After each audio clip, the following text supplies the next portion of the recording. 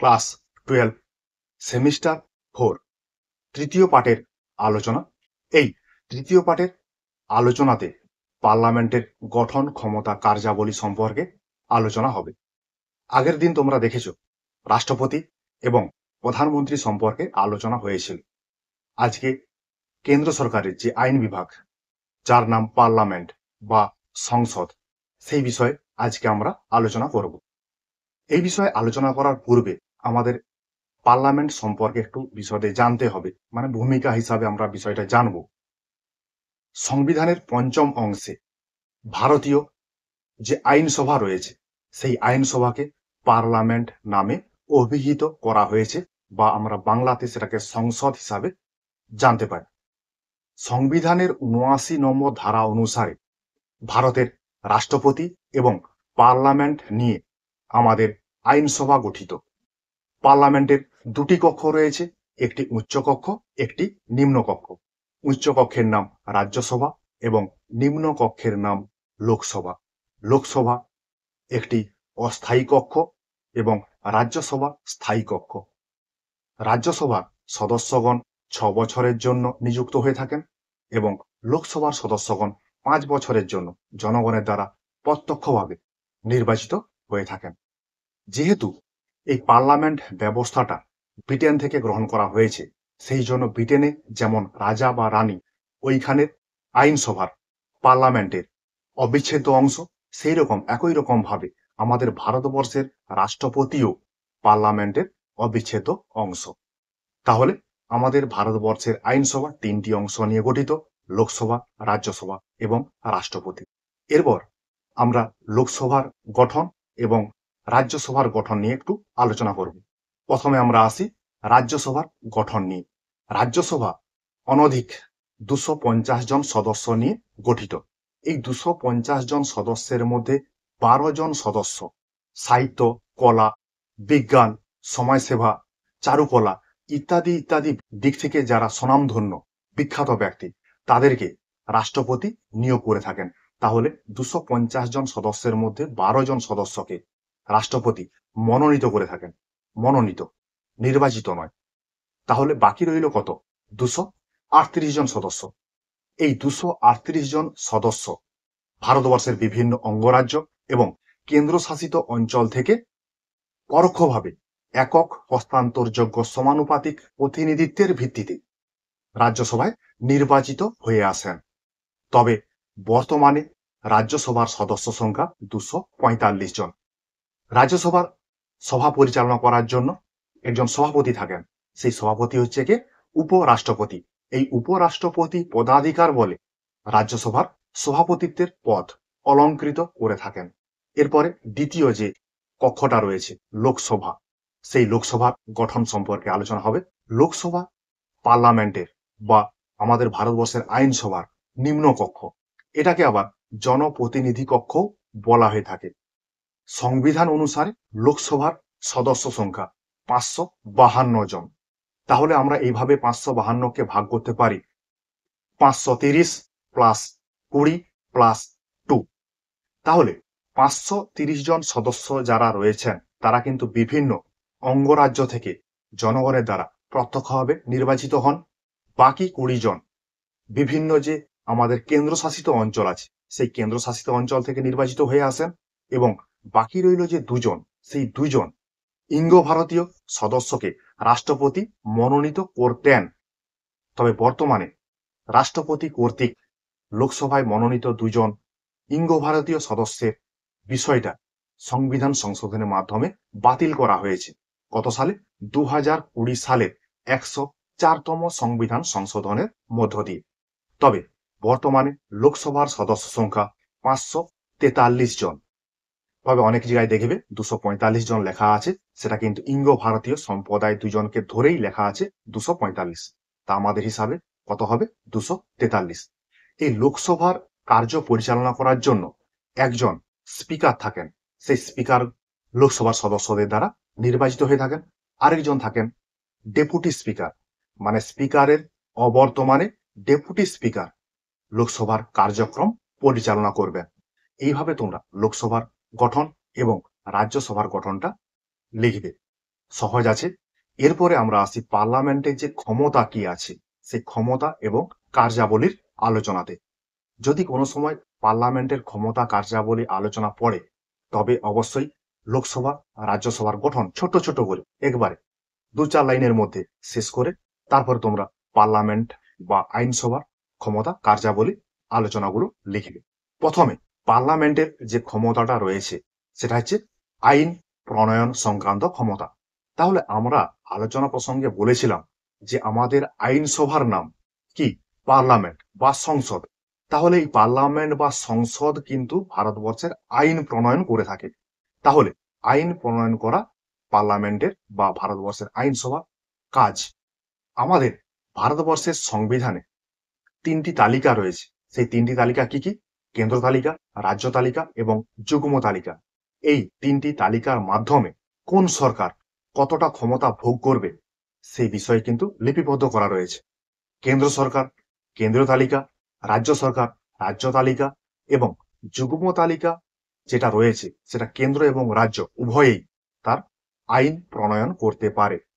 তবে এক্ষেত্রে একটা আলোচনার বিষয়, রাজ্য আইন প্রণয়ন করেছে, সেই আইনের সঙ্গে যদি কেন্দ্র আইনের বিরোধ বাঁধে তাহলে কিন্তু কেন্দ্র আইন প্রাধান্য পাবে, সেখানে রাজ্য আইন কোনোভাবেই প্রাধান্য পাবে না বা রাজ্য আইন বাতিল হবে। এই 3টি তালিকা বাদ দিয়েও আরেকটা তালিকা রয়েছে যেটা হচ্ছে অবশিষ্ট তালিকা বলা হয়ে থাকে। এই অবশিষ্ট তালিকার ক্ষেত্রে কেন্দ্রীয় আইন প্রণয়ন করে থাকে। এটা তাহলে গেল পার্লামেন্টের প্রথম ক্ষমতা ও কার্যাবলী, আইন প্রণয়ন সংক্রান্ত ক্ষমতা। দ্বিতীয় যেটা রয়েছে শাসন বিভাগকে নিয়ন্ত্রণ করার ক্ষমতা। তাহলে শাসন বিভাগ বলতে তোমরা জানো, শাসন বিভাগ বলতে প্রধানমন্ত্রী, মন্ত্রী পরিষদ, রাষ্ট্রপতি এদেরকে নিয়েই শাসন বিভাগ গঠিত। এই শাসন বিভাগকে নিয়ন্ত্রণ করতে পারে কে? পার্লামেন্ট। সংসদীয় গণতন্ত্রের একটা রীতি আছে। রীতিটা হচ্ছে এরকম, পার্লামেন্টের নিম্নকক্ষে, নিম্নকক্ষ বলতে কোনটা? লোকসভা। লোকসভাতে যে দল সংখ্যাগরিষ্ঠতা পাবে সেই দলেই কিন্তু মন্ত্রিসভা গঠন করতে পারবে। এটা কিন্তু আমরা আলোচনা করেছি যখন আমরা প্রধানমন্ত্রী আলোচনা করি। সেই লোকসভার সংখ্যাগরিষ্ঠতার ভিত্তিতেই মন্ত্রিসভার অস্তিত্ব বা স্থায়িত্ব নির্ধারিত হয়ে থাকে। মন্ত্রিসভাকে সবসময় লোকসভার কাছে দায়িত্বশীল থাকতে হয়। মন্ত্রিসভা কোনো সময় যদি লোকসভার আস্থা হারায় তাহলে মন্ত্রিসভাকে পদত্যাগ করতে হয়। ধরো কোনো একটা বিষয়কে নিয়ে তর্ক বিতর্কের মাধ্যমে লোকসভায় যে সংখ্যাগরিষ্ঠ দল রয়েছে সেই দল আস্থা ভোটে হেরে গেল, তাহলে আস্থা ভোটে হেরে যাওয়ার অর্থ এটাই যে লোকসভাতে সংখ্যাগরিষ্ঠ দল তার অস্তিত্ব হারিয়েছে। তাহলে অস্তিত্ব হারানোর অর্থ হচ্ছে এটাই, লোকসভাতে ওই দল তার সংখ্যাগরিষ্ঠতা হারিয়েছে। আর সংখ্যাগরিষ্ঠতা হারালেই লোকসভা থেকে মন্ত্রিসভা সমেত প্রধানমন্ত্রীকে পদত্যাগ করতে হয়। এভাবেও যেমন লোকসভা মন্ত্রিসভাকে নিয়ন্ত্রণ করে, এছাড়াও আরো কয়েকটা দিক আছে, সেই দিক থেকে মন্ত্রিসভাকে নিয়ন্ত্রণ করে লোকসভা। সেই দিকগুলো কি কি? সরকার যে বাজেট তৈরি করে সেই বাজেটের সমালোচনা করা, মুলতবি প্রস্তাব উত্থাপন করা, দৃষ্টি আকর্ষণীয় প্রস্তাব উত্থাপন করা, অনাস্থার প্রস্তাব আনা এবং বিভিন্ন যে পার্লামেন্টীয় কমিটি আছে সেই কমিটির মাধ্যমে লোকসভা মন্ত্রিসভাকে নিয়ন্ত্রণ করে। তাহলে পার্লামেন্টের বা আমাদের ভারতবর্ষের আইনসভার গুরুত্বপূর্ণ একটা কাজ কি? মন্ত্রিসভাকে নিয়ন্ত্রণ করা। 3 নম্বর যে পয়েন্টটা রয়েছে পার্লামেন্টের ক্ষমতা ও কার্যাবলীর অর্থ সংক্রান্ত ক্ষমতা। অর্থ সংক্রান্ত বিষয়ে লোকসভার একক প্রাধান্য রয়েছে। যে কোনো অর্থ বিল লোকসভাতেই উত্থাপিত হয়। কোনো বিল অর্থ বিল কিনা সে সম্পর্কে সার্টিফিকেট দিয়ে থাকেন লোকসভার স্পিকার। এটা কিন্তু রাজ্যসভার স্পিকার পারে না, মানে উপরাষ্ট্রপতি এই সার্টিফিকেটটা দিতে পারে না, একমাত্র দিতে পারে কে? লোকসভার স্পিকার। লোকসভার স্পিকার এটা সার্টিফাইড করে যে এই যে বিলটা উত্থাপন হয়েছে এই বিলটা অর্থ বিল। মনে করো কোনো অর্থ বিল লোকসভায় পাস হওয়ার পরে রাজ্যসভায় পাস হওয়ার জন্য গেল, 14 দিনের মধ্যে রাজ্যসভা থেকে ওই বিল লোকসভার কাছে ফেরত না এলে এটা ধরে নেওয়াই হয় যে রাজ্যসভা কর্তৃক অর্থ বিলটা গৃহীত হয়েছে। তাহলে এক্ষেত্রে কিন্তু লোকসভার অধিক প্রাধান্য রয়েছে। অন্যদিকে যে বাজেট বিষয়টা রয়েছে, বাজেট বিষয়েও কিন্তু রাজ্যসভা তার মতামত প্রকাশ করতে পারে, কিন্তু ব্যয় মঞ্জুরি দাবি, বিনিয়োগ সংক্রান্ত যে বিল, সেই বিল সম্পর্কে রাজ্যসভা আলোচনা করতে পারে না। তাহলে অর্থ সংক্রান্ত বিষয়ে পার্লামেন্টের ক্ষমতা রয়েছে। পার্লামেন্টের কার ক্ষমতা রয়েছে? লোকসভার ক্ষমতা অধিক রয়েছে। এই সংক্রান্ত একটা প্রশ্ন রয়েছে, সেই প্রশ্নটা আমরা আলোচনা করব, রাজ্যসভা এবং লোকসভার মধ্যে সাংবিধানিক সম্পর্ক। ঠিক আছে, সেইখানে তোমাদের বিষয়টা বিস্তারিত আলোচনা করা হবে, লোকসভার ক্ষমতা বেশি না রাজ্যসভার ক্ষমতা বেশি। ঠিক আছে, এর পরের যে পয়েন্টটা রয়েছে পার্লামেন্টের ক্ষমতা ও কার্যাবলী, সেটা হচ্ছে কি নির্বাচন ও অপসারণ সংক্রান্ত ক্ষমতা। আমাদের পার্লামেন্টের অবিচ্ছেদ্য অংশ হচ্ছে রাষ্ট্রপতি। রাষ্ট্রপতি নির্বাচনের জন্য পার্লামেন্টের যে নির্বাচিত সদস্যরা রয়েছেন তারাই রাষ্ট্রপতিকে নির্বাচিত করেন বা রাষ্ট্রপতি নির্বাচনে অংশগ্রহণ করেন, এবং উপরাষ্ট্রপতি লোকসভা এবং রাজ্যসভার সদস্যদের দ্বারা নির্বাচিত হয়ে থাকেন। তবে রাষ্ট্রপতি যদি সংবিধান ভঙ্গ করেন, তাহলে সংবিধান ভঙ্গের অপরাধে তার বিরুদ্ধে ইমপিচমেন্ট পদ্ধতি আনা হয়। সেই ইমপিচমেন্ট পদ্ধতি সম্পর্কে আমরা রাষ্ট্রপতির যে অপসারণ পয়েন্ট আলোচনা করেছিলাম, সেখানে কিন্তু আলোচনা করেছি। এছাড়াও পার্লামেন্ট সুপ্রিম কোর্টের ও হাইকোর্টের বিচারপতি, মুখ্য নির্বাচন কমিশনার, ভারতের যে ব্যয় নিয়ন্ত্রক ও মহাগণনা পরীক্ষক রয়েছেন, তাদেরকে পদচ্যুত করতে পারে কে? পার্লামেন্ট। তবে এই সমস্ত ব্যক্তিবর্গকে পদচ্যুত করার জন্য রাষ্ট্রপতির সুপারিশ অবশ্যই দরকার।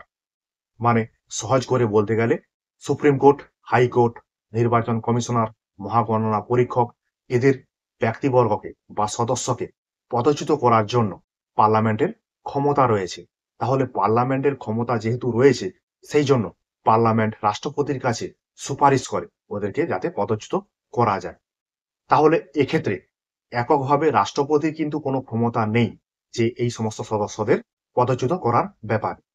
5 নম্বর যে পয়েন্টটা রয়েছে পার্লামেন্টের ক্ষমতা ও কার্যাবলীর, সেটা হচ্ছে বিচার সংক্রান্ত ক্ষমতা। পার্লামেন্টের কিছু বিচার সংক্রান্ত ক্ষমতা রয়েছে। পার্লামেন্ট কোনো আদালতকে হাইকোর্টে উন্নীত করতে পারে, কেন্দ্রশাসিত অঞ্চলে হাইকোর্ট স্থাপন করতে পারে, কেন্দ্রশাসিত অঞ্চলে যে হাইকোর্ট রয়েছে তার ক্ষমতা বৃদ্ধি করতে পারে, এবং কোনো রাজ্যে যে হাইকোর্ট রয়েছে সেই হাইকোর্টের এলাকা বৃদ্ধি করতে পারে পার্লামেন্ট। এটা পার্লামেন্টের বিচার সংক্রান্ত কাজ। নেক্সট পয়েন্ট, পার্লামেন্টের ক্ষমতা ও কার্যাবলীর সংবিধান সংশোধন সংক্রান্ত ক্ষমতা। সংবিধান সংশোধনগত দিক থেকে পার্লামেন্টের যে দুটি কক্ষ আছে, লোকসভা এবং রাজ্যসভা, দুজনেরই কিন্তু সমান ক্ষমতা রয়েছে। ভারতীয় সংবিধানের 368 নম্বর ধারা অনুসারে ভারতীয় সংবিধানকে সংশোধন করা যায়। সেই সংশোধনের 3টি পদ্ধতি রয়েছে। সেই 3টি পদ্ধতি আমরা 6 নম্বর যে অধ্যায় আছে, 6ষ্ঠ অধ্যায় আছে, সেই 6ষ্ঠ অধ্যায়ে আলোচনা করব। তবে এখন বিষয়টাকে ছোট্ট করে, সংবিধানের কিছু কিছু বিষয় আছে যেখানে পার্লামেন্ট একক ক্ষমতার অধিকারী। মানে পার্লামেন্ট সংবিধানের কিছু কিছু অংশ সংশোধন করার জন্য প্রচুর ক্ষমতা ভোগ করে। আবার কিছু সংবিধানের বিষয় আছে যেগুলো পার্লামেন্ট দ্বারা পাস হওয়ার পর অঙ্গরাজ্যগুলো দ্বারাও পাস করাতে হয়।